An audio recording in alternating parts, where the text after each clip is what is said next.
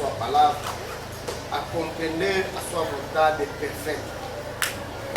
Porque a Bíblia diz que Deus não quer que o pecador morra, mas a vontade de Deus é que todos se salvem e cheguem no conhecimento da verdade. Amém? Amém. Essa verdade que Deus ha anunciado nesse dia, segundo a graça que Ele nos concedeu, nós, de ser chamados seus filhos ou seu povo, nesse tempo particularmente difícil do fim. Por isso nos alegramos bastante, nos alegramos do grande amor e da misericórdia de Deus que se manifesta também na nossa vida, para que possamos nos salvar. E como eu dizia aqui ontem, o objetivo desse ensinamento é nos desvendar o mistério da iniquidade, mais uma vez, porque, portanto, que tenhamos muitas pregações, mas o ministério é o mesmo e a pregação é a mesma.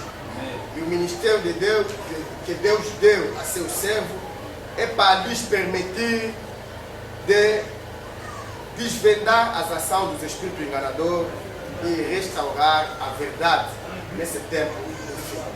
Amém? Sim. Vamos continuar com o ensinamento sobre a grande meretriz. Hoje vamos ler Apocalipse 17. Vamos nos versículos 7 até 11. Depois do Apocalipse 17, 7 a 11, vamos ler Apocalipse 13, 1 até 4.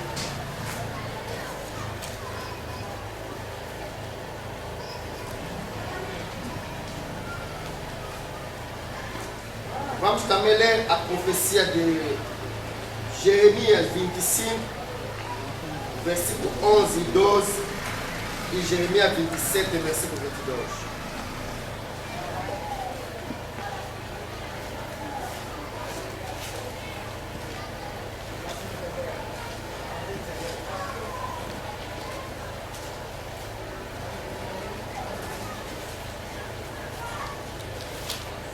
Sim, para os que apontam os versículos, vou repetir as passagens.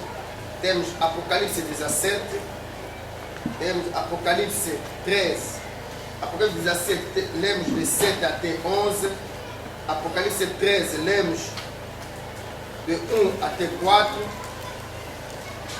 Jeremias lemos o capítulo 25, versículo 11 e 12, e lemos o versículo 27, o capítulo 27, versículo 22. Vou fazer a leitura. Apocalipse 17, versículo 7 a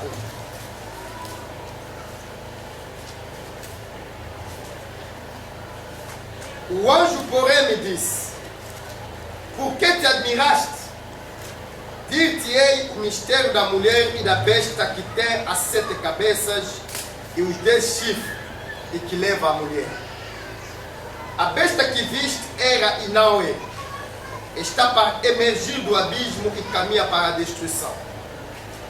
E aqueles que habitam sobre a terra, cujos nomes não foram escritos no livro da vida, desde a fundação do mundo, se admirarão vendo a besta que era e não é, mas aparecerá. Aqui está o sentido que tem sabedoria. As 7 cabeças são 7 montes, nos quais a mulher está sentada. São também 7 reis, dos quais caíram 5. Um existe e o outro ainda não chegou, e quando chegar tem de durar pouco. E a besta que era e não é, também é ele o 8º rei, e procede do 7 e caminha para a destruição. Palavra do Senhor. Apocalipse 13.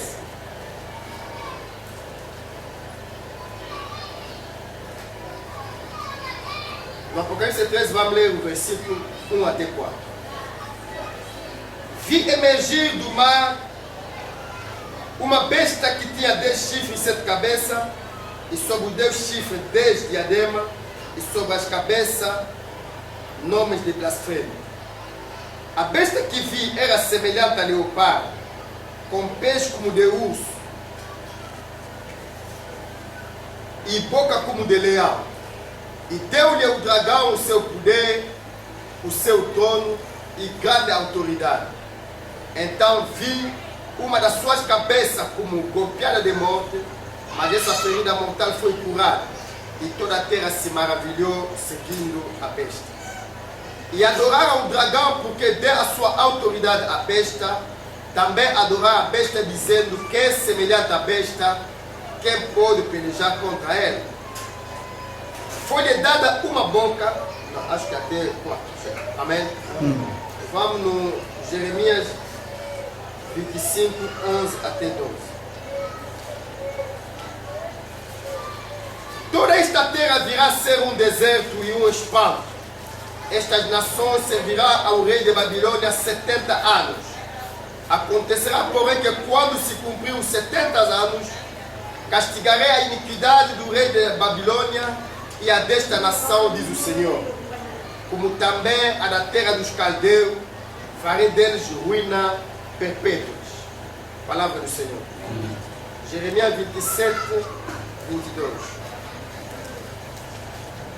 A Babilônia será levada onde ficará até o dia em que eu atentar para eles, diz o Senhor. Então os farei trazer e os devolverei a este lugar. Palavra do Senhor. Amém. Que Deus abençoe a sua palavra e nos conduz em toda a verdade pelo seu Espírito. Nós pedimos o Senhor Jesus. Amém? Podemos ser. Sim, como eu dizia aqui ontem, na introdução do ensinamento, a nossa oração a todos é que Deus nos ajuda muito sinceramente a compreender a verdade da sua palavra. A compreender a verdade da sua palavra para que possamos compreender o objetivo principal de Deus, que é a salvação das nossas almas. A fé é muito diferente da inteligência. E quando nós estamos diante de Deus, o que conta não é a nossa inteligência física, não? Porque a Bíblia diz que Deus olha para aqueles que Deus chamou, segundo a fé, para herdar a salvação. Há poucos poderosos segundo a carne, poucos homens inteligentes. Deus escolheu coisas vis, desprezíveis, as que não são, as ignoradas, para confundir as coisas grandes e os poderosos da terra.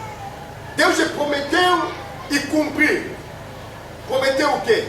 Aniquilar a sabedoria dos sábios e a inteligência dos inteligentes. E mais uma vez repito as palavras do apóstolo Paulo, que diz que pregamos a sabedoria misteriosa de Deus, que nenhum príncipe deste século conheceu. Porque se eles conhecessem a sabedoria de Deus, não teria crucificado o príncipe da glória. Se matar a Jesus é porque não compreende a sabedoria de Deus. Será que o cristianismo fez melhor do que o judaísmo? Não, fez o pior. Porque se conhecesse o príncipe da glória, o mundo não estaria nesse estado aqui. Ninguém ia aceitar quebrar as leis de Deus. Ninguém ia aceitar violar os seus mandamentos. Ninguém ia aceitar quebrar a aliança eterna. Porque as palavras de Deus são os fundamentos que sustentam a criação inteira. A Bíblia diz que nada do que existe sem ela. A palavra trouxe toda a coisa à existência. Não pode haver uma casa sem alicerce. E quando alguém se ataca no alicerce, destrói o alicerce, só pode esperar uma coisa: a ruína de todo edifício. É justamente o que os moradores da terra fizeram. Atacar-se na palavra de Deus, desprezar a palavra de Deus, esquecer-se de que todo o que existe pela essa palavra. E sem ela, nada do que existe poderia existir. É por isso um dia Salomão, o rico rei, que teve tudo que desejou a sua alma, o seu coração, os seus olhos, ele adquiriu para si mesmo. Mas um dia ele disse o seguinte: Vaidade é vaidade, tudo é vaidade e aflição do espírito. Tudo. Tudo que está debaixo do sol. Porque ele disse, ele aplicou a sua sabedoria, apontou muita coisa. Até que um dia veio descobrir que no fim, o rico morre, o pobre morre, o sábio morre, o tolo morre. E se todo morrer, para que se dá muita maçada e amontar muitas coisas, sabendo que tudo que eu consegui ganhar com minha sabedoria, dediquei a minha vida, um dia vai passar na mão de um tolo que não sofreu por isso, até que pode vir a esbanjar isso tudo.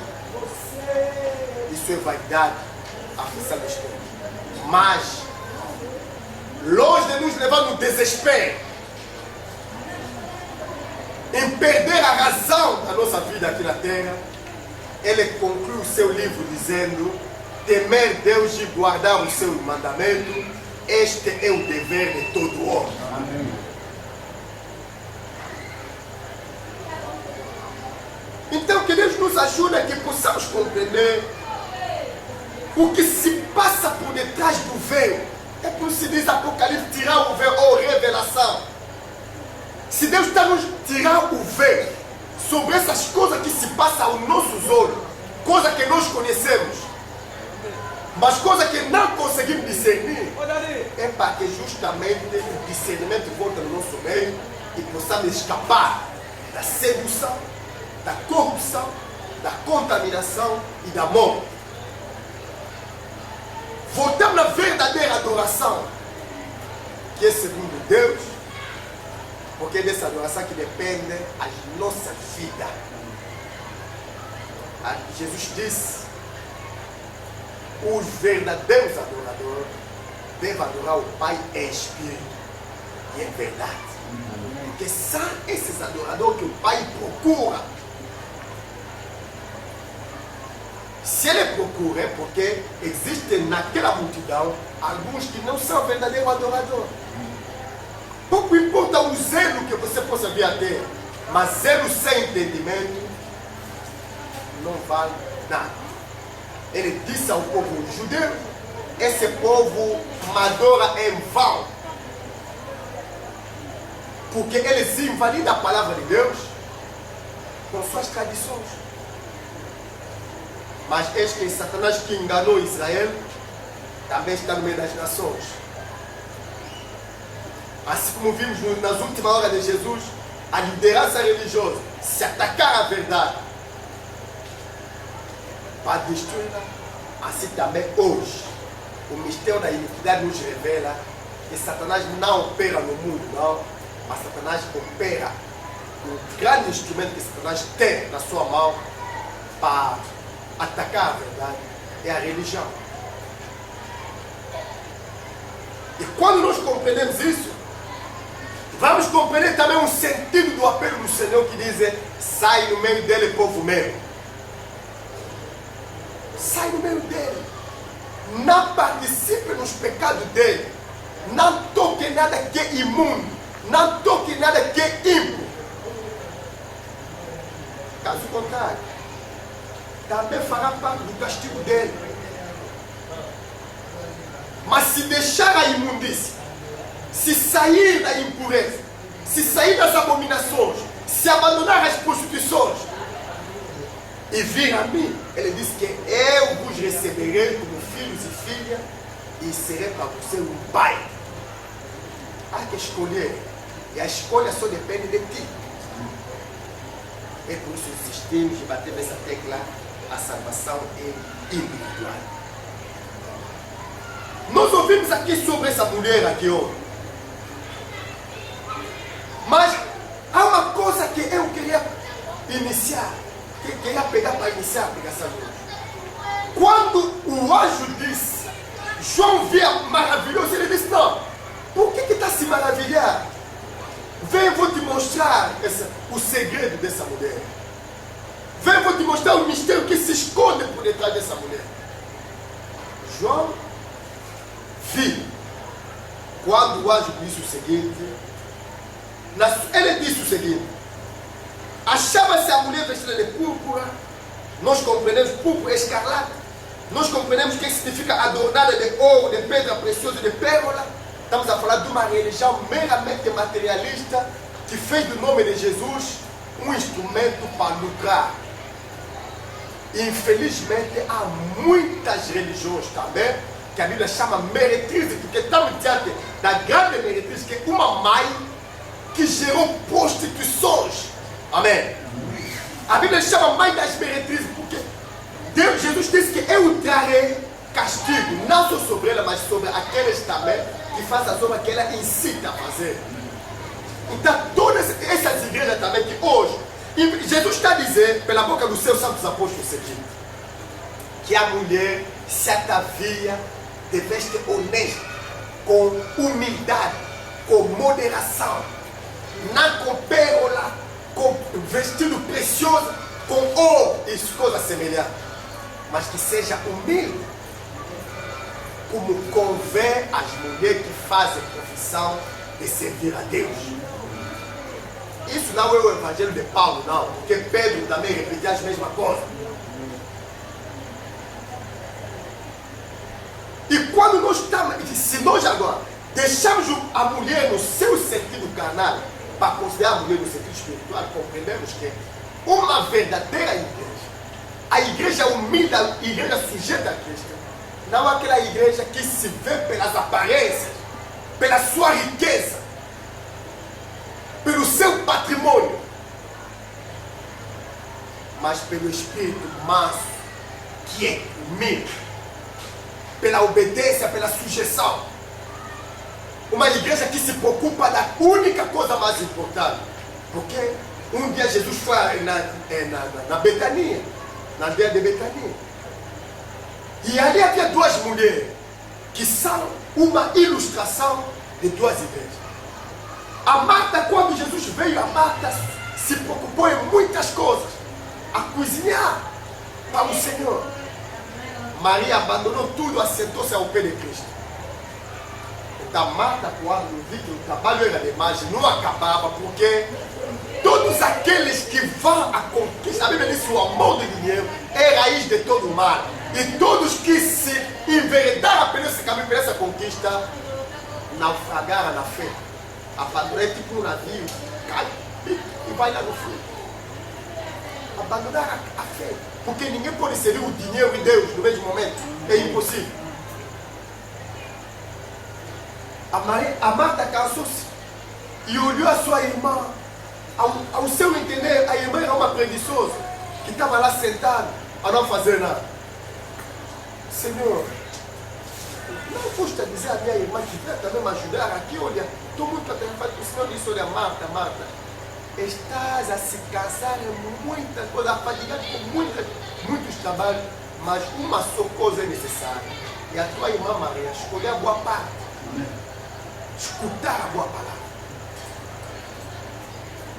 E nós muitas vezes explicamos isso para alguns fazer entender que a igreja que agrada a Deus não é aquela igreja que sai de programa em programa, de planos em plano, de projeto em projeto. Pode fazer boas coisas. Hoje a igreja tem programa de campanha para lutar contra a Síria, depois a igreja vai sair na rua, vai limpar as estradas e embelezar. Sim, são obras de caridade.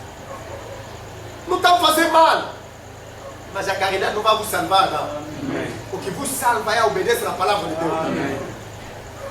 Porque se depois de fazer todas aquelas coisas ali, não obedecer na palavra de Deus, não se assentar aos pés de Jesus, para escutar o que Ele tem a dizer, e fazer assim, está a trabalhar em vão. A mulher do Apocalipse 12, 17, é uma mulher, quer dizer, materialista. E quando alguém é materialista, não pode servir Deus, porque ninguém pode servir Deus de mamão. É João Levi. E o que a primeira coisa, uma das coisas que João notou, por que Deus está a colocar essas coisas aqui? Eu acredito que quando vejo alguém, vi alguém na rua, mas quando eu começo a dar até descrição das roupas que ele usou naquele dia, é porque a minha atenção foi atraída naquilo. Se ele não tivesse algo sobre ele que possa atrair meu olhar, só vou dar, não, vi fulano, depois acabou. Mas eu dizer, eu lhe vi. Mas a aparência dele me parecia alguém que me vê. Porque no seu comportamento aquele dia, algo, quer dizer, bateu à vista, que não dava mesmo para passar despercebido. E Deus não queria que essas coisas passem despercebidas. Despercebidas, aliás, ao nosso entendimento. Ele mostra uma igreja que abandonou a vocação celestial e se lançou na conquista material. E ganhou muita riqueza. Muita riqueza. E muitas igrejas hoje também estão fazendo a mesma coisa. Quando está sentado, o crente paga por tudo. Como que essa mulher adornou-se de ouro e de prata?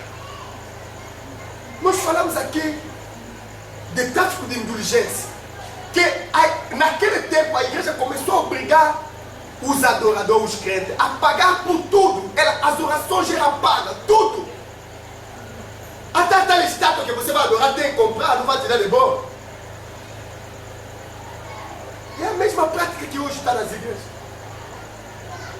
Você vem porque você vai orar para ti, depois de orar, tem que pagar a oferta do profeta. Você vem, não sei o que, não sei, tem um problema, ele tem que provisar para ti, mas tem que pagar algo. Você vê que esse Deus não vai te dar algumas aulas, mas tem que pagar por cada aula que recebe. Tráfico de indulgência, ainda hoje.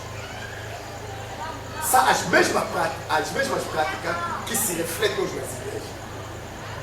E se nós não compreendemos que isso aqui vem do diabo, caímos nessa cilada aqui. Ele disse receber, uma vez alguém me disse, não, mas vocês têm muito dinheiro. Como que vocês conseguem distribuir os livros de bolo? Eu disse, não, o problema não é ter dinheiro, não. O problema é que ele disse receber sem pagar nada. E vocês também têm que entregar o evangelho gratuitamente. Para mim, uma brochura é uma pregação do evangelho. E não vejo como que eu posso começar a lucrar com uma coisa que eu não me esforcei para adquirir. Não. Eu não fui em nenhuma escola estudar a palavra de Deus. Para dizer que gastei lá minhas propinas, então depois, assim que estou a trabalhar, tem que recuperar o meu suor. Não. E quando o Espírito vem falar, não podemos comercializar o Evangelho. Esse comércio que levou, se nós vamos no Apocalipse 18, vamos ver que esse comércio que levou essa mulher a prosperar. E ele disse o seguinte: na sua fronte achava-se escrito o nome do mistério Babilônia. Falamos aqui ontem do espírito de Jezabel, para compreender que, tal como a Jezabel sentou na cadeira do rei Acabe, porque o rei Acabe era um fraco, ensinou a sua doutrina em Israel, e o rei Acabe não conseguiu defender o povo de Israel, e a mesma coisa que aconteceu. Essa igreja aqui de Roma recebeu a autoridade de Roma pagã e aceitou se ensinar sua doutrina e dominou até a Roma pagã. Dominou até a Roma política. Estabeleceu sobre toda a terra a doutrina da Roma religiosa. É um verdadeiro império. Império que tem um imperador e que tem a sua corte. Qual é a igreja que você conhece que tem embaixador na terra? Mas ele tem. Esse é o mistério dessa mulher aqui, que se assentou sobre uma besta. A mulher assentada sobre as águas, que domina povo, língua, nações. Todos prestam homenagem a ele, todos os moradores da terra. Estamos a falar aqui de uma religião Estado.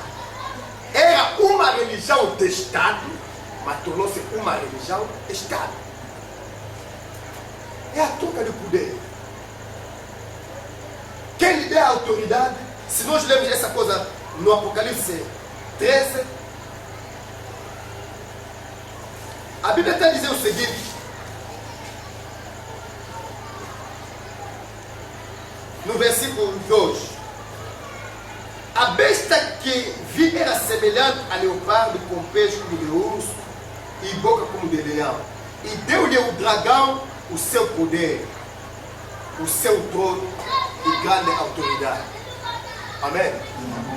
O dragão representa que Satanás é o príncipe deste mundo. Todos os reinos da terra estão debaixo da sua autoridade. Então, Roma pagã exercia o poder do dragão. É o dragão manifestado dentro de um poder temporal.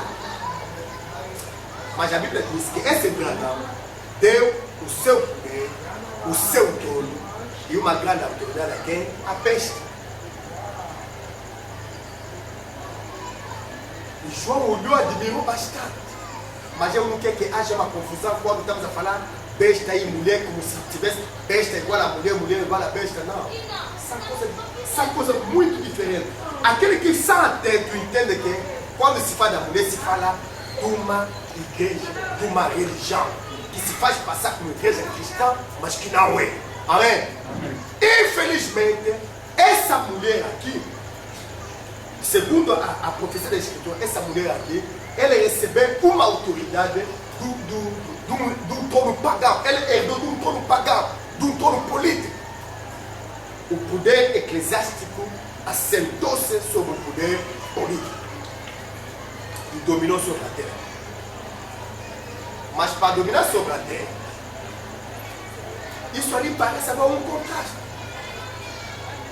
Será que a igreja domina sobre a terra? Não. A igreja tem alguém acima dele. Amém? Que em nome da igreja domina sobre a terra. A mulher e a besta. Mas o que eu peço a Deus mesmo é que você possa compreender essas coisas de uma maneira muito mais fácil.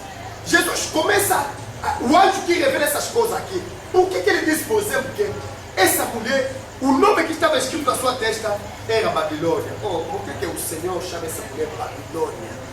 Nós dissemos Babilônia, vem da palavra Babel, que significa confusão. É a partir dali onde, atrás das coisas, das causas, não ficamos aqui somente a admirar as consequências, mas possamos ver as causas que provocaram as consequências. Porque atrás das coisas visíveis existe um espírito que anima essas coisas, que faz com que as coisas aconteçam. E se você fazer uma coisa acontecer, é porque dentro de ti és animado pelo espírito que te levou a fazer aquilo. E nós estamos a procurar aquilo que leva a pessoa a fazer o que ele faz. Se nós compreendemos aquilo, então vamos escapar da sedução. Porque quando se fala do mistério da iniquidade, é o pecado operado na pele, quer dizer, numa aparência da santidade. E muita gente se deixa seduzir. A Bíblia diz que vai se admirar da besta, vai render homenagem à besta, todos aqueles que não têm os nomes dele escritos no livro da vida, desde a fundação do mundo. Nós compreendemos agora a palavra de Deus. Começamos a compreender porque que Jesus disse: ele fará tão grande sinal para tentar seduzir, se for possível, até os eleitos. Amém? Amém. Ele vai seduzir toda a terra. Mas há só um grupo que resiste: aquele que tem os nomes escritos no livro da vida desde a fundação do mundo. Aquele que sai eleito segundo a presença de Deus não dobrará o joelho diante da besta e não seguirá as constituições da mulher do Apocalipse 17. Babilônia, a figura de Babilônia nos leva a fazer uma viagem no passado para compreender o que aconteceu na Babilônia. Assim vamos entender o que vai acontecer hoje. Na Babilônia antiga, o Nabucodonosor, o rei de Babilônia, reinava sobre toda a terra. Ele conseguia até acabar com o reinado do Egito, porque houve um tempo até que o próprio rei do Egito, que era o príncipe poderoso da terra, teve que se render naquela autoridade do rei de Babilônia. E o povo de Deus, quando abandonou a palavra de Deus, também foi levado no cativeiro na terra de Babilônia. É por isso que nós lemos aqui as profecias de Jeremias. Jeremias, o profeta, diz o seguinte: a palavra de Deus, assim diz o Senhor, Israel será levado cativo na terra de Babilônia. Israel será escravizado. E quando a profecia se cumprir, o rei de Babilônia veio ali, em Israel, levou o rei, levou as mulheres, levou as concubinas, levou os príncipes, levou os escravos dele, todos foram levados para a Babilônia. e servir ao rei como escravo. Mas o que nós devemos compreender é que a esperança do santo está na fidelidade de Deus em cumprir a sua palavra. Deus disse, depois de 70 anos de cativeiro, então eu vou lhes trazer de volta. Deus prometeu pela boca do profeta Isaías e Jeremias de ir na terra de Babilônia e de trazer de volta o povo de Israel que estava lá, os filhos de Judá, ia regressar. E quando regressaram na terra de Judá, o que eles fizeram? A primeira missão de Esdras com seu companheiro era edificar o muro de Jerusalém que estava derribado, assolado, que estava em destroço, em ruína. Esdras veio, levantou o muro de Jerusalém. Porque os povos de Deus deviam ser protegidos. Amém? Essa é a missão da palavra de Deus. Levantar uma barreira, uma fortaleza para que o filho de Deus se sente seguro. Mas não acabou ali não. Porque havia uma grande missão depois daquilo ali. Quando Esdras acabou de edificar os muros de Jerusalém, Zorobabel com seus companheiros também saíram de cativeiro de Babilônia depois de 70 anos e chegaram na terra de Judá com uma missão específica: restaurar o templo de Deus que estava destruído. Quem estuda o Monte Grande diante de Zorobabel, diz a palavra profeta, tu serás uma campina. Ele trará a pedra principal no meio da aclamação.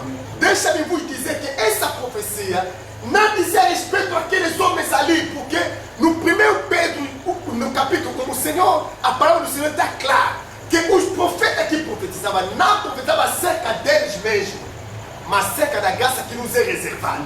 Porque o que aconteceu, o regresso de Judá, de cativeiro de Babilônia, é uma figura para os tempos presentes, onde a igreja, os eleitos de Deus, se encontraram por um tempo cativo na Babilônia espiritual.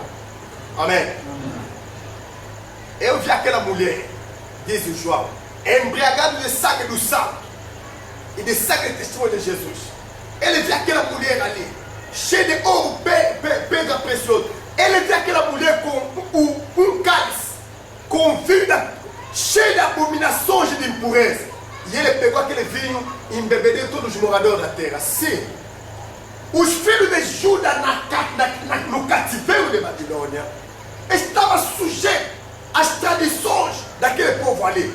Estavam sujeitos aos mandamentos do rei. O rei que sabia que quando ele edificava a estátua, quem não quer, morre. Então, houve perseguição ali.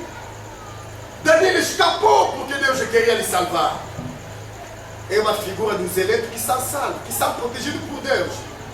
Sadraque, Mesaque e Abednego também atiraram no fogo porque não queriam adorar aquele falso Deus.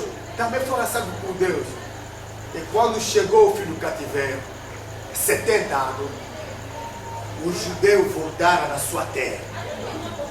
Os 70 anos de cativeiro, o número 7, representa a perfeição de Deus, porque a igreja também passa por 7 dispensações. Depois de 7 dispensações, no fim da era, nós estamos a ver, Jesus começa na era de Éfeso, repreendendo a igreja, diz: olha, o que eu tenho contra ti é que tu perdeste o primeiro amor. Arrepende-te e pratica as primeiras obras. Se um grupo se arrependeu, o resto continuou. Quando vem a perseguição, quando vem a tribulação, se um grupo se fortaleceu nas palavras do Senhor que dizia: ser fiel até a morte, dar-te a coroa da vida, nem todo mundo aceita ser atribulado por causa da palavra de Deus. Jesus fala da semente que cai no meio das pedras. Diz que 6 pessoas aqui que recebem a palavra com alegria, mas basta surgir uma pequena tribulação, uma pequena perseguição por causa da palavra de Deus, eles se escandalizam, vão embora. Amém. E a igreja foi andando de mal para pior. Sair da sedução, da perseguição. Quando chegamos na terceira era da igreja, nós vimos que a igreja foi contaminada. Um imperador pagão se tornou protetor da igreja, em vez de Deus proteger a igreja. Ele é que se tornou protetor da igreja. Ele é que começou a financiar a igreja, financiar os líderes religiosos, recuperar os bens que os cristãos perderam no tempo da perseguição. Ele devolveu. Oh, não, é boa pessoa, afinal como é boa. Mas não se deram conta que ele estava caindo numa armadilha assim. Abrir a porta da tolerância para o pecado. O paganismo começou a entrar devagar e bem. Devagar e bem. E quando o rei pegou aquela igreja ali, disse: não, a partir de hoje a minha igreja é a igreja, a religião do Estado. Piorou as coisas. Porque a sua igreja mudou tudo. O dia em que Constantino veio para ser batizado, os diáconos que estavam lá para batizar disseram: não, ele é o imperador, não pode trocar de roupa diante dele. Não, porque o imperador tinha um poder de essência divina na concepção dele. Então tiravam, lhe meteram na cabeça, mudaram tudo, mudaram a batismo. Ele convocou aquele concílio de Nicéia, onde juntou todos os bispos, mas eles colocou debaixo da ordem do bispo de Roma. O Senhor disse que aquele que é maior entre vocês seja o servo de todos. Não, ele deu autoridade num bispo acima dos outros. E criou confusão. Dizem que é o sucessor do Pedro. Pedro não foi chefe dos apóstolos, não. Ele foi apóstolo como os outros. A igreja foi contaminada ali. E o paganismo entrou. A luz apagou-se. O Senhor disse: onde está gente, está o trono de Satanás. Por quê? Satanás é o dragão, está no mundo. Mas o dono do diabo já não está no mundo, não está ali onde estão os adoradores. Porque ele pensava que o imperador é nosso. Não, era o diabo que entrou lá, se apoderou da igreja de Cristo, dominou. E no fim, ele pegou toda a sua autoridade e entregou. A Roma, estamos a falar de Roma pagã, que representa o dragão, pega a sua autoridade, entrega na Roma papal, que representa a besta. Porque o verdadeiro dono da igreja deixou de ser Jesus para se tornar um homem. Amém? O Papa. Ele que se tornou dono. Mas nós temos, do mesmo modo que ao fim de 70 anos, Israel, os judeus voltaram para reconstruir o templo. Se você ler com atenção, com a ajuda do Espírito Santo, a última carta que ele escreveu, que representa a 7ª era da igreja, Laodiceia, no fim ele diz que estou à porta e bato. A verdadeira doutrina volta a bater a porta do santo antes que a porta do tempo da graça caia. Jesus explicou essas coisas porque muitas vezes quando estamos a ler o livro do Apocalipse, nem existe nenhuma escritura isolada das outras. Não. A palavra de Deus é um tudo. Se vê no Mateus 24, quando Jesus anunciou os acontecimentos do fim, o que ele disse? Ouviria falar de guerra, rumor de guerra, haverá não sei o que. Ele disse: isso não será ainda o fim. Mas quando é que vem o fim? Ele disse: este evangelho do reino será anunciado em toda parte para servir de testemunho a toda a gente, então virá o fim. Significa para os eleitos, o sinal do fim é quando você vê o verdadeiro evangelho voltar. Não o evangelho da terrestre, o evangelho materialista, mas o evangelho do reino. E quando Jesus disse: este evangelho do reino será anunciado, é o evangelho do reino do céu, não do reino dos homens, não, porque ele disse a Pilato: se meu reino fosse desse mundo, os meus homens iam combater. Mas o meu reino não é daqui. Então, no fim do tempo da graça, os eleitos saem do cativeiro Babilônia. Nós hoje, Deus está nos tirar do cativeiro, nos trazer para a grande obra, a restauração da verdade primitiva. Não é qualquer verdade, não. É o tempo em que os dogmas vão caindo. É o tempo em que Zorobabel, quando voltou com seus companheiros para edificar o templo, encontrou também um samaritano. Olha, Nabucodonosor não levou todo mundo, não. Lembra-te que havia 2 reinos separados, Israel e o reino de Judá. Ele levou Judá em cativeiro. Ele levou aqueles que tinham a revelação. Amém? Ele levou aqueles que permaneciam fiel a Deus. Não levou todo mundo, não. Os israelitas ficaram lá. Quando Zorobabel volta com seus companheiros, os samaritanos disseram o seguinte: nós também adoramos o mesmo Deus que você. Deixa-nos construir o templo junto. Zorobabel disse: não, não cabe a vocês e nós edificar o templo de Deus. Nós é que vamos fazer isso. Amém? Tempo de se separar do mal. Que relação pode haver entre o ímpio e o justo? Não há.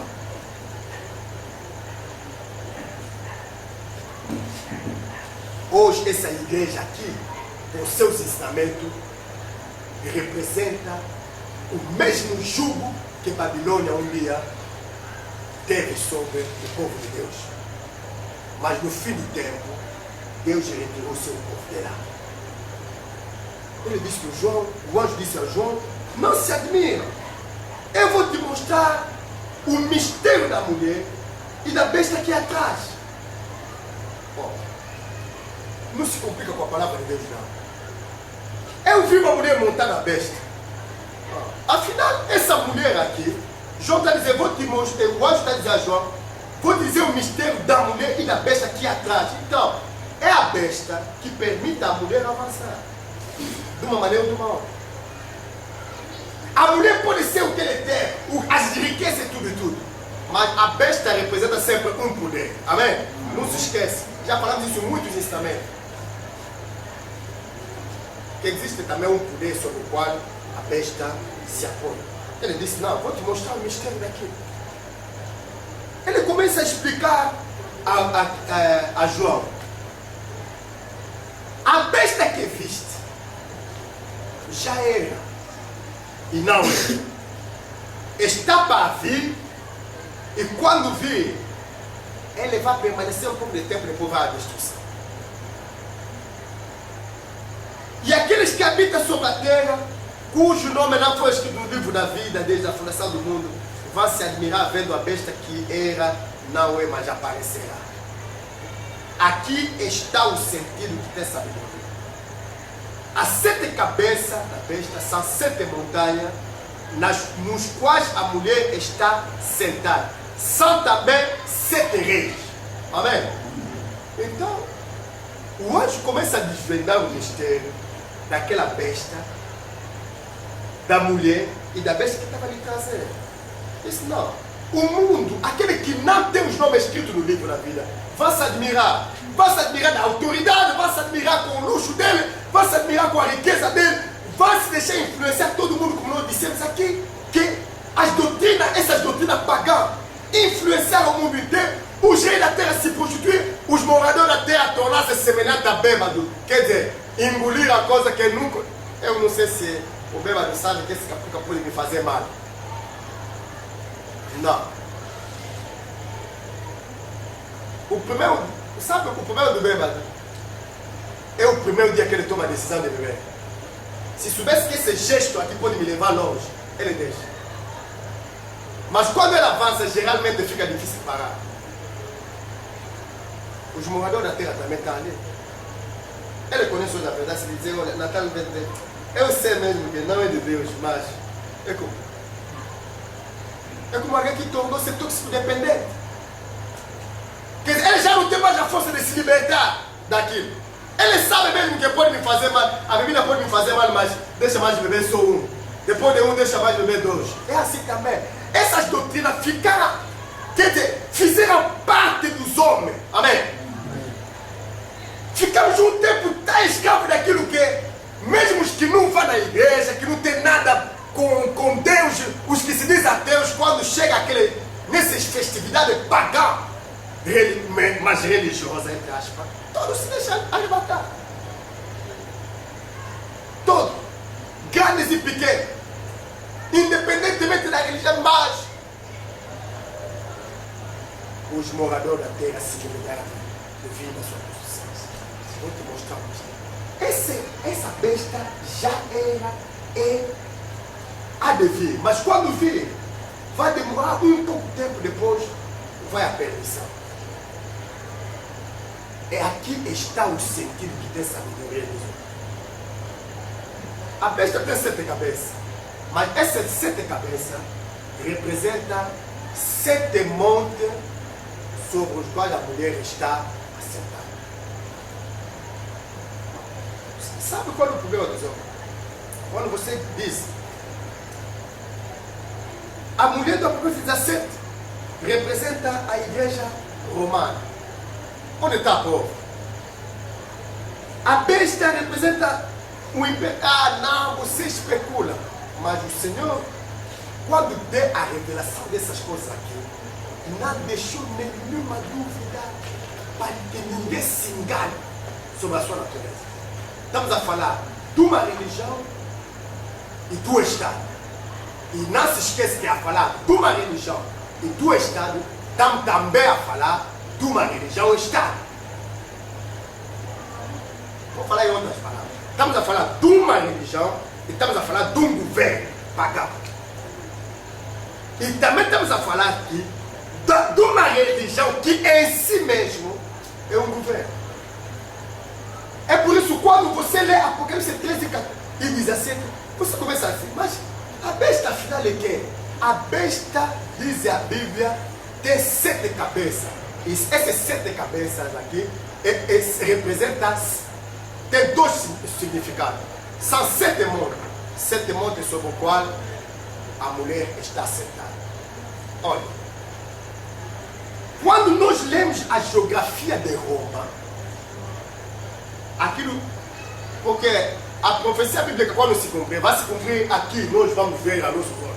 Amém? Amém. Quando Deus tira o véu, é que nossos olhos vão começar a compreender, afinal, o que a Bíblia quer dizer é aquilo, aquilo, aquilo. Roma é uma cidade edificada sobre uma região vulcânica. Nós subimos, nós vimos os abalos que aconteceu lá naquela cidade, não sei, Aquila, que é lá onde foram fazer as reuniões do G20. Então, aquela terra ali era uma terra vulcânica. Então, com tantas erupções, ele foi fazendo erosões, cria pequenos montes, vale.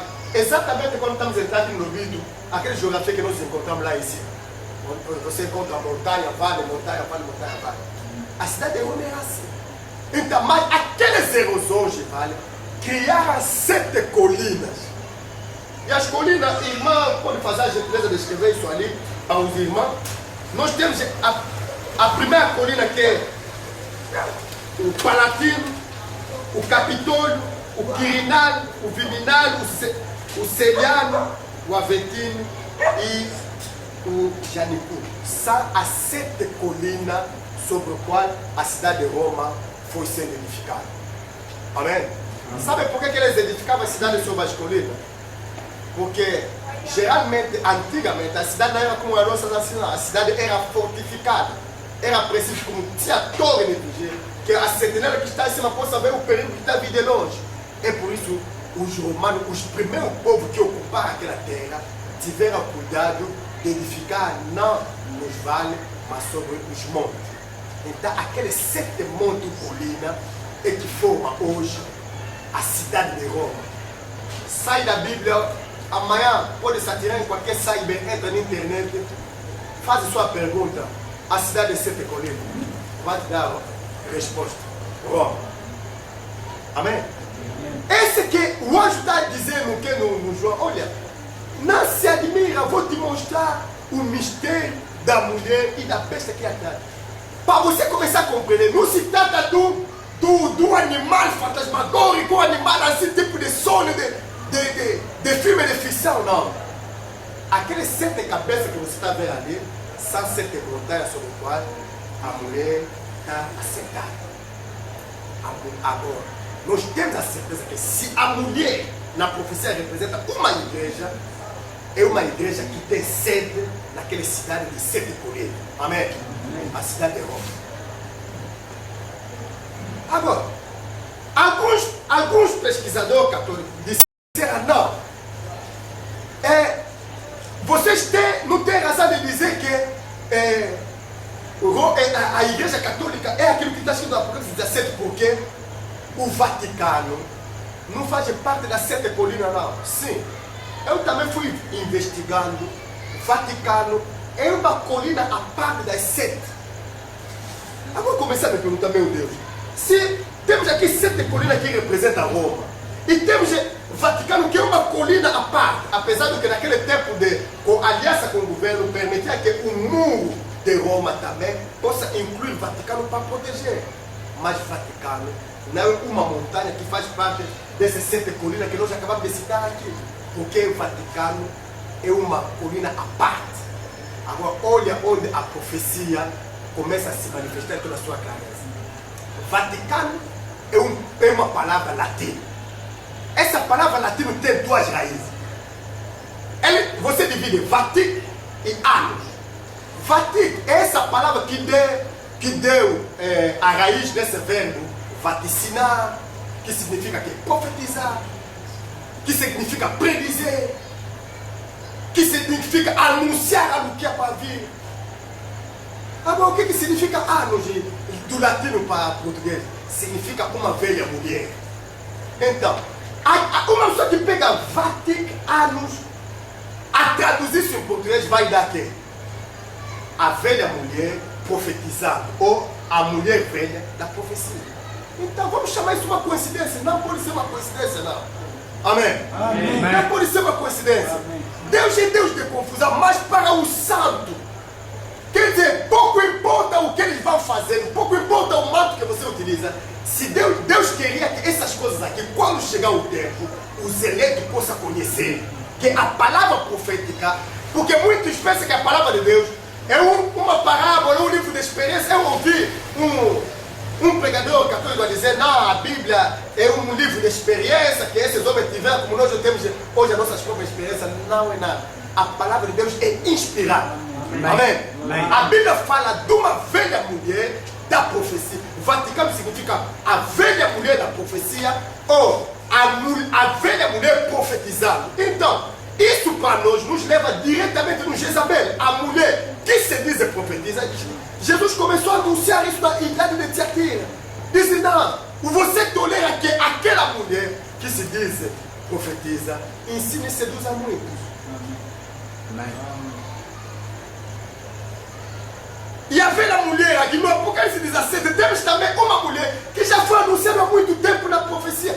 Temos uma mulher na profecia assim, uma mulher que domina sobre Roma. Agora, vamos ver uma coisa. Temos 7 colinas aqui que formam Roma, temos uma colina aqui que forma Vaticano. Mas aqui está como diz a própria Bíblia, o sentido que tem sabedoria. O príncipe de Vaticano é um homem de Estado. Amém? É por isso ele é chamado besta.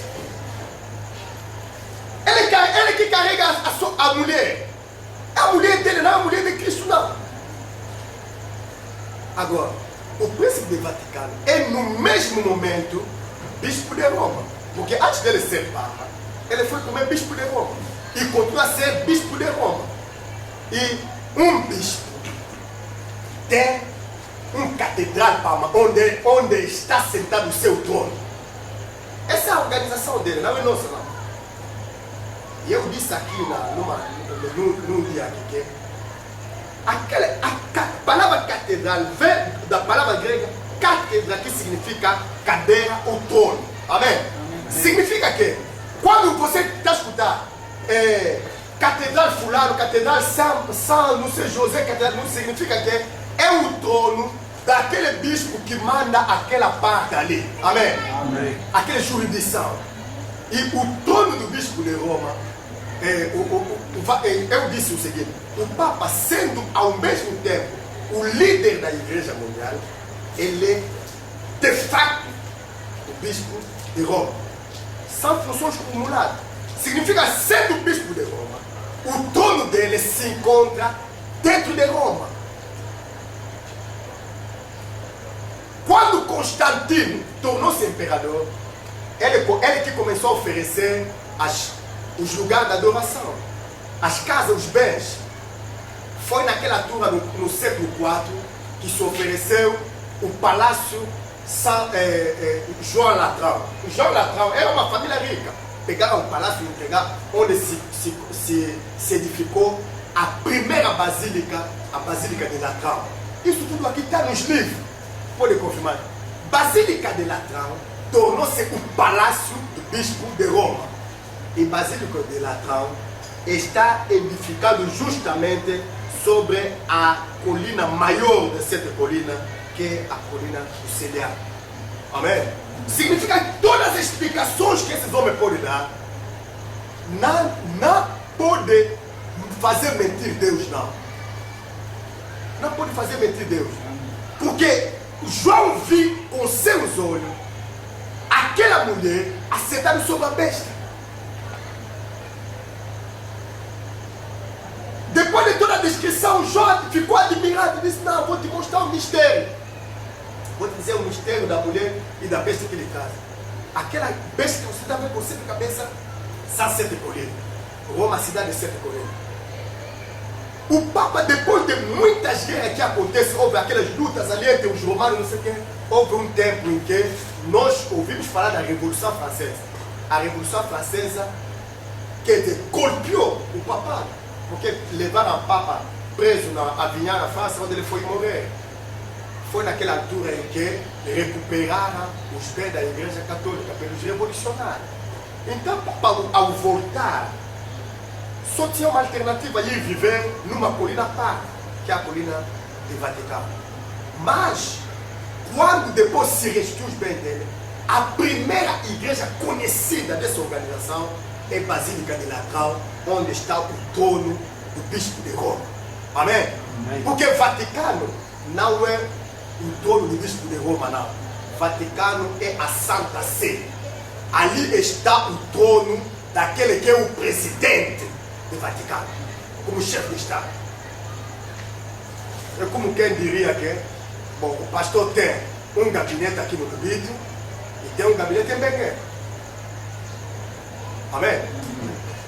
É como estamos a dizer, bom, o irmão fulano como administrador de Benguela, ele tem um gabinete dele ali, em Benguela. Mas suponhamos que ele é diretor de uma empresa que está no Lubito. Terá também um gabinete aqui no Lubito, onde está a empresa que ele dirige. É a mesma coisa. A besta que viste tem 7 cabeças, a 7 colinas. As 7 cabeças representam 7 montes, as colinas sobre as quais Roma está edificada. Então, para um eleito, quando estamos no Apocalipse 17, não pode haver especulações, dúvidas, porque talvez é a igreja de Roma, talvez não é. É ali onde toda a profecia começa a ter, porque a história confirma a profecia bíblica. Quando Daniel viu os animais, ele disse: eu vi os 4 ventos combater no mar. O mar representa os povos, línguas, nações. E os 4 ventos representam as guerras. Quer dizer, das guerras que aconteciam no meio do povo, se levantava reino sobre a terra. Ele viu o primeiro animal levantar, que era o que? O leão. O leão representava a Babilônia. Depois ele viu o segundo animal levantar, que era o urso. O urso representava o império, o reino dividido entre os medos e os persas. Depois ele viu o terceiro animal subir, o leopardo, que representava a Grécia antiga. Depois no fim que ele viu um animal extremamente terrível, que tinha dente como de ferro, que rasgava tudo. Aquela coisa de matar, destruir, derrama sangue, é esse animal que no livro do Apocalipse nos é apresentado como besta escarlata, significa besta vermelha. Amém? Amém. Ele matou, destruiu, mas João disse o seguinte: o anjo disse a João, ele era e não é, mas há de vir. Nós dissemos aqui que o Império Romano desapareceu por um tempo. A Roma política desapareceu. Onde está o Júlio César hoje? Não está lá. Quem é o imperador que reina sobre o mundo hoje? O imperador político não existe. Mas ele disse que ele há de vir. Quando vir, permanece um pouco de tempo depois. Nós vimos hoje, estamos a assistir à remanescência do Império Romano. O último Império Romano, essa comunidade europeia que é feita de aliança por ali, aliança por ali. Porque quando chegar o seu tempo, essas coisas aqui, se você ler na brochura A Mulher e o Dragão, Desde 96 que essas coisas foram reveladas no nosso meio, Deus já nos tinha revelado que a América um dia vai cair para deixar seu lugar na União Europeia, mas a pessoa duvidava. Dizia, não pode ser possível, a América é poderosa. A América é poderosa. Mas o último império que Jesus encontrou é o Império Romano. Porque se lembra Daniel 7, onde fala desses 4 animais, depois de Daniel disse, eu fiquei muito preocupado e eu queria saber acerca daquele 4 animais extremamente terrível. Daniel disse, quando Daniel disse, ele disse que é um reino que vai se levantar. E daquele animal saiu uma ponta que blasfemava contra o Deus Altíssimo. Amém? Amém. É justamente uma autoridade que se levanta de Roma, mas cujas doutrinas ofendem o Deus que está no céu. Amém. Cujas doutrinas são abominações. Quer dizer, saindo do livro de Daniel, viemos cair no livro do Apocalipse. Não encontramos contradição, mas encontramos confirmação. Amém. A mãe das abominações. As suas doutrinas insultam a Deus. Porque ele se colocou como o vigário do Filho de Deus. Vigário dos filhos dele. Mas nós sabemos que o Filho de Deus é Deus. Quem se diz representante do Filho de Deus? É representante do próprio Deus. Ele se deu o título Vigário General de Deus inteiro. Quer dizer, ele é o representante general de Deus na terra. Sabe título da abominação? Dos claves, título, nome de blasfêmia. João disse, eu vi aquele besta ali, estava cheio de nome de blasfêmia. Não é a mulher que estava cheia de nome de blasfêmia, não. Mas é a besta. Amém? Então, se estamos a falar que eles podem dizer, não acreditamos que Vaticano seja aquela besta, e Roma, Vaticano tem algo a ver com isso, porque Roma não é Vaticano, tá bem? Mas o Senhor disse o seguinte: se você tiver dúvida sobre a identidade das 7 cabeças, como 7 montes, ele disse que essas 7 cabeças também são 7 reis. 5 já passaram, 1 ainda existe, e outro há de vir. Quando vir, vai permanecer um pouco de tempo, depois vai para a perdição. E a besta é ele mesmo, um 8º rei. Na brochura Mistério da Iniquidade, acho que nós já falamos dessa coisa aqui.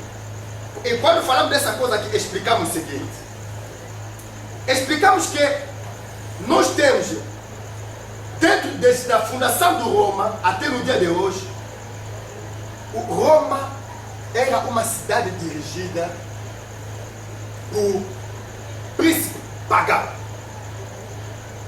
Quando se fala de cabeça, se fala de alguém que governa, de alguém que dirige. Se fala de um chefe. Roma primeiro era uma realeza, porque Roma era um reino no princípio. Depois de realeza, porque havia sempre aquelas lutas ali. Quer dizer, todas essas que nós temos aqui, sobre as leis, organização república, essa coisa que vieram de Roma, a história confirma isso.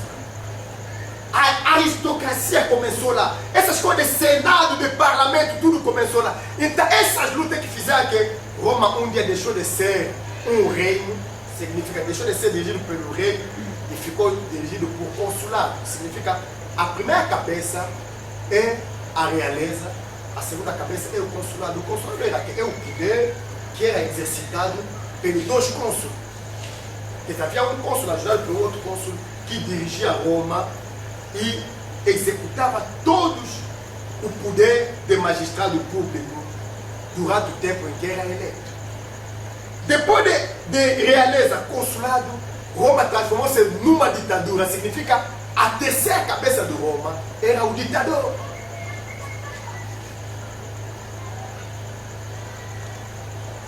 E quando falamos dos ditadores, sabe que ele é um cônsul que recebeu poder extraordinário em momento de crise. Em vez de ficar aqui a escutar conselho, você falou, havia um que dominava sobre tudo. Mas Roma não permaneceu ditadura por sempre, não, porque nós vimos uma quarta cabeça se levantar de Roma, que era o Decemvirato, significa um colégio de 10 cônsules que reinava sobre Roma. Roma não permaneceu Decemvirato para sempre, não, porque Roma também foi dirigido pelo um triunvirato, significa uma aliança de 3 homens, 3 cônsules, que dirigia Roma. Então, se nós contarmos realeza, consulado, ditadura, decemvirato, triunvirato, nós temos 5 cabeças. Agora, escuta o que diz a profecia. Ele está dizendo o seguinte: aqui tem sentido que tem sabedoria. As 7 cabeças são 7 mundos, já falaram, nos quais a mulher está sentada. São também 7 reis, dos quais caíram 5, um existe e o outro ainda não chegou. E quando chegar, tem de durar pouco. Então, quando João estava a receber a revelação na ilha de Patmos, Roma já tinha deixado de ser uma realeza, porque Roma não era dirigido pelo rei.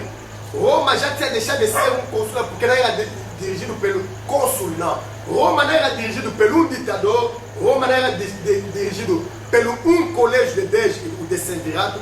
Roma não era dirigido pelo triunvirato, não. Mas Roma era dirigido pelo imperador. Amém? E por isso a profecia disse: são 7 cabeças, dos quais 5 já caíram. Portanto, realeza, consulado, ditadura, decemvirato, triunvirato, 5 já caíram. Ele disse: um existe. Quem existe em Roma? É o imperador. Mas a 7ª cabeça, quando João recebeu a revelação, o anjo lhe disse o seguinte: o outro ainda não chegou. E quando chegar, tem de durar pouco. Agora, olha, quando João estava na ilha de Patmos, Roma era dirigido pelo imperador. Todas essas coisas que nós falamos aqui, a igreja se desviando, se contaminando para se transformar numa igreja-estado, onde o bispo de Roma recebe a autoridade do Papa e o Papa vem dominar até Roma pagã. O Papa representa a 7ª cabeça, que ainda não tinha chegado no momento que João estava a receber a revelação. É por isso que o anjo disse: sim, já caíram, um existe, o outro ainda não vem. Quando há de vir, há de durar pouco. Isso depende agora do que você compreender por isso. Se você vê em todas as cabeças que se levantaram, o papado é que levou, que durou muito tempo em relação aos outros. Amém? Mas ele não dura eternamente, não.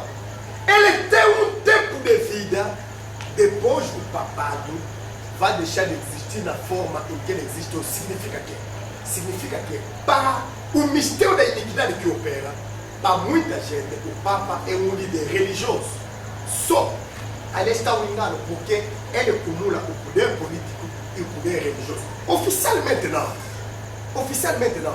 Mas a Bíblia diz: os reis da terra se prostituíram com ele. Significa que ele tem uma certa influência espiritual sobre todos que estão na terra. Não há nenhum chefe de Estado que não renda homenagem a ele. Obama passou por ali. Mesmo esses Bush teimosos foram lá. Todos. Aqui todos foram lá. Não há ninguém que soube, se assenta no trono de um país sem lhe procurar. Mas a Bíblia está dizendo: a besta que era e não é, também é ele o 8º rei. E procede do 7. Significa que a besta, o mistério da besta é que a besta, ele vira, mas ele é um de 7 cabeças, porque aquele animal, aquela besta que João viu, não tinha 8 cabeças, não, tinha 7.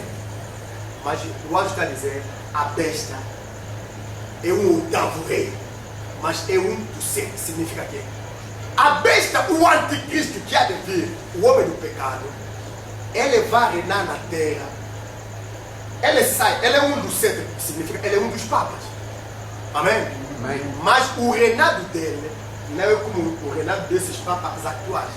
O reinado dele é um reinado totalitário sobre o mundo político e religioso, assumido inteiramente por homem. É ali onde o mundo está caminhando. É por esse motivo que estamos a ver hoje, todas as decisões do mundo passam pela Europa. E ali o OTAN pode decidir bombardear a Líbia. Vai ouvir, não, o Papa disse aquilo.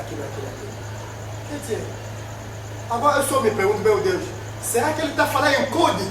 Porque, em princípio, ele quando fala, nunca falou bombardeia, mata. Não. Mas ele tem sempre uma palavra, em cada conflito que acontece, ele tem sempre uma palavrazinha que ele mete lá. Nunca fica calado. E a palavra dele nunca traz também de paz. O mundo está encaminhado devagar e bem sobre o reinado do anticristo. Voltamos ao 2 Tessalonicenses. A Bíblia diz que acerca do que há de vir, ninguém conseguirá. O mistério da iniquidade já operou, mas ainda há um que resiste no meio.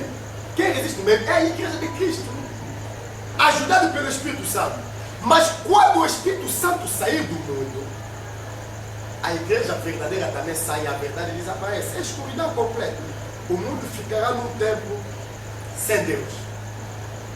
É naquele momento em que a Apocalipse 2 nos mostra a igreja arrebatada e o Satanás descendo na terra com uma grande ira, porque ele sabe que tem pouco tempo.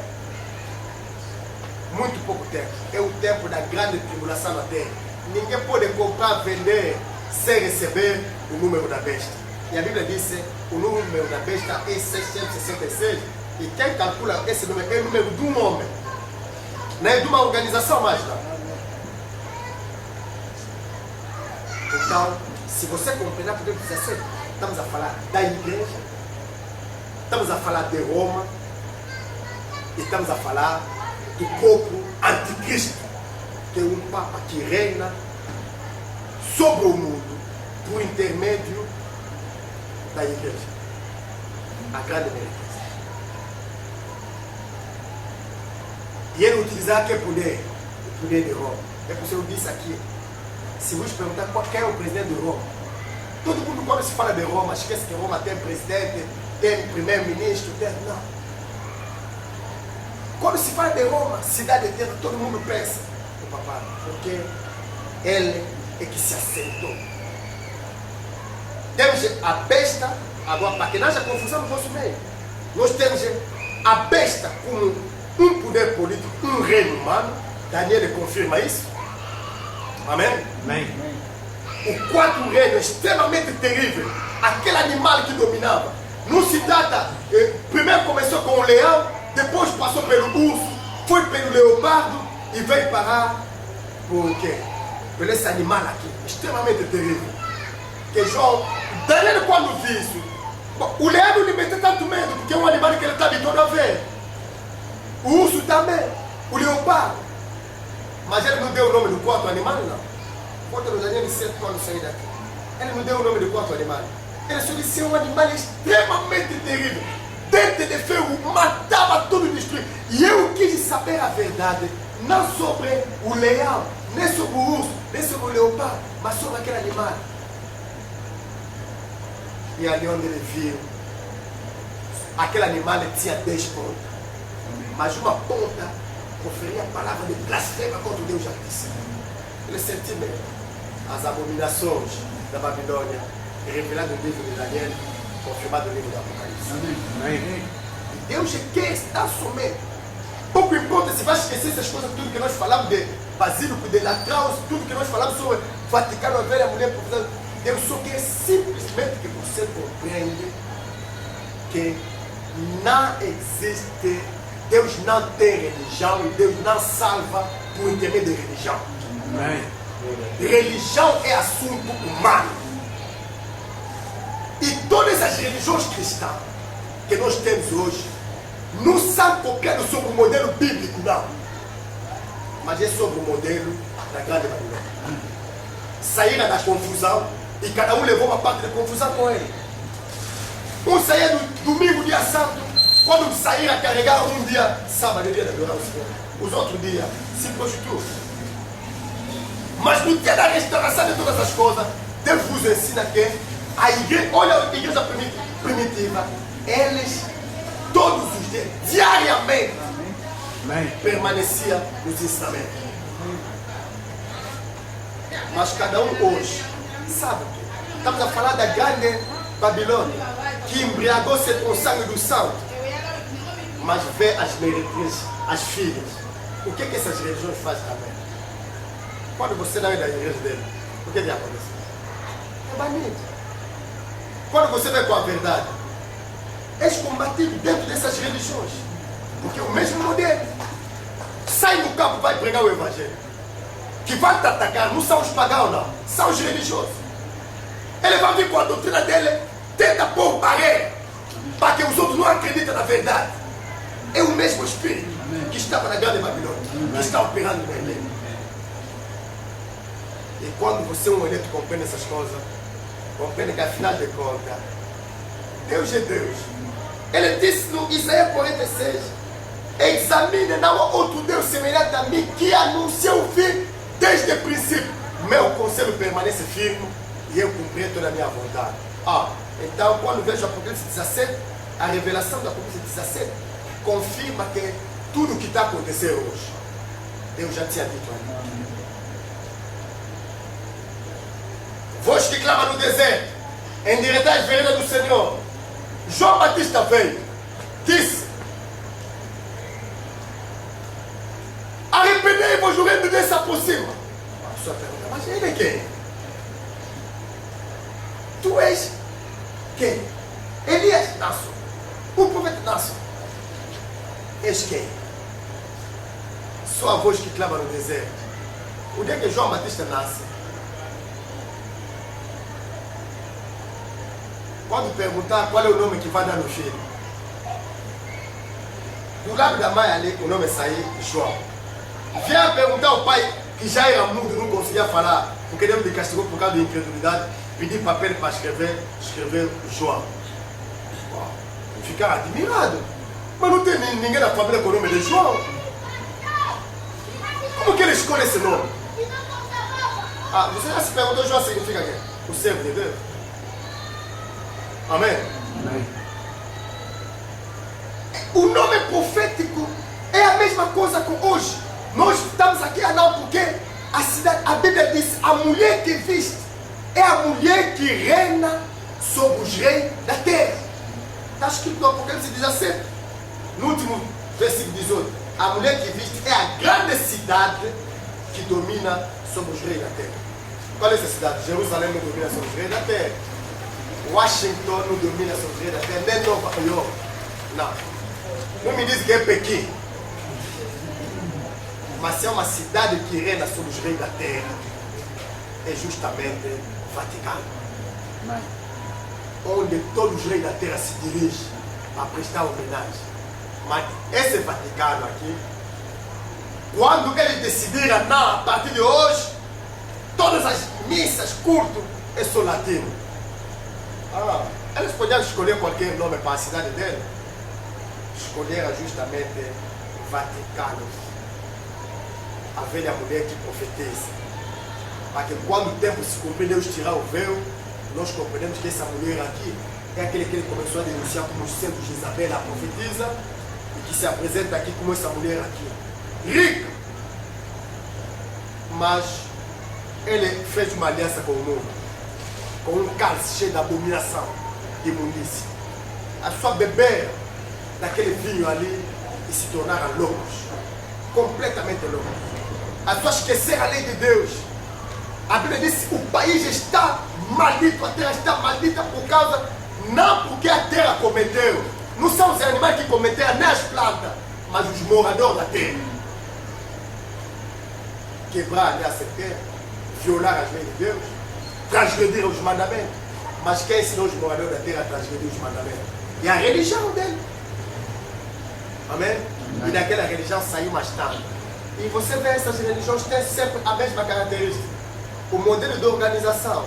Um homem na cabeça, tem uma cor, um colégio, como dizem, mesmo nas assembleias pequenas, vai encontrar todo pequeno pastor erguer-se em papa na igreja dele. O que ele diz é o que você faz. Ele pode ter uma igreja de 40 indivíduos, mas ali é ele que manda. As revelações já é que sai dele. Mas sabe onde as coisas começam a ficar pior? Onde até os sonhos do pastor tornam-se revelação. Eu conheci um que me disse, olha, eu também houve um tempo em que eu pensava que a mulher não é permitida a mulher de ensinar. Mas um dia o Senhor me disse, deixa a tua mulher ensinar porque eu que lhe dei aquele dom. Eu disse, Deus não pode dizer isso. Amém? Amém. Mas eu não nego que ele pode ter ouvido voz. Ele pode ouvir voz. Amém? Amém. Ele até pode receber um sonho, uma visão. Mas sabe o que o vinho da prostituição fez? Nos embebedou tanto que esquecemos que os nossos sonhos têm que ser examinados à luz da palavra. Porque antigamente Deus disse a Israel, se levantava um profeta, um sonhador de sonho, que recebeu algo de Deus, ele tem que vir diante do sumo sacerdote. O sumo sacerdote tinha no seu pretorado, aquilo que se chama Uri e Tumi, e ele vai falar o sonho dele, contar o sonho, a visão, e vai consultar as cores do Uri e Tumi. Se dá a cor da aliança, vem de Deus, se não dá, não vem de Deus. Hoje, o Uri e Tumi que nós carregamos nos nossos corações é a palavra de Deus. O Antigo e o Novo Testamento, que a Bíblia diz, somos edificados sobre o fundamento dos apóstolos e dos profetas, que sendo a pedra principal. Quando tem sonho, visões, revelações, examine sua luz da palavra de Deus. Quando escuta uma doutrina, projeta essa doutrina no Antigo e Novo Testamento. Se não dá o reflexo da aliança, não acredita nisso. Olha, a pessoa pode se perder até. Mas a Trindade, não, mas a Trindade, porque aqui a Bíblia diz Deus ele exaltou soberanamente acima de tudo e lhe deu o nome, para que em nome de Jesus todo joelho se dobra no céu, na terra, debaixo da terra, e toda língua confessa que Jesus é Senhor, para a glória de Deus Pai. Então, se a Bíblia está dizendo Deus Pai, é por isso que nós acreditamos em Deus Filho. Isso não é filosofia para você fazer dedução, não. Então, vai no Antigo Testamento, vai procurar a Trindade. Porque toda a doutrina que está no Novo Testamento nos foi feita em figura no Antigo. É ali onde nós devemos ter sabedoria e entendimento. E quando vamos no Antigo Testamento, não vamos encontrar Deus Pai, Deus Filho e Deus Espírito Santo. Porque quando se ergou o tabernáculo antigo, no propiciatório, onde Moisés entrava, não havia 3 figuras, não. Hoje os moradores da terra aprenderam a andar na idolatria. Nós vimos que as relíquias e o culto das imagens foram introduzidos na igreja. Hoje todo mundo adora segundo a imagem, segundo a relíquia. Todo mundo compra as imagens. Todo mundo. Se você vai nos irmãos testemunhos de Jeová, vai encontrar Jesus a desenhado de uma certa maneira. Para ele, Jesus é aquela. Vai nos adventistas também. Jesus dos adventistas. É quando estou passando na rua, já sei que aquele Jesus ali é dos adventistas. Aquele é do testemunho de Jeová. Aquele dos católicos de olhos azuis. É dos católicos. De testemunho de Jeová tem uma barba pequena cortada igual a minha. De adventista, a barba dele é um bocado assim. Mas a Bíblia diz que não fará nenhuma imagem das coisas que estão no céu, na terra e debaixo da terra. O vinho da prostituição é grande. É a maior lição que vamos tirar desse ensinamento aqui. É preciso sair desse embriaguez espiritual e regressarmos na doutrina que saiu da boca de Deus. Compreender que os tempos mudam, as pessoas mudam, mas Deus nunca muda.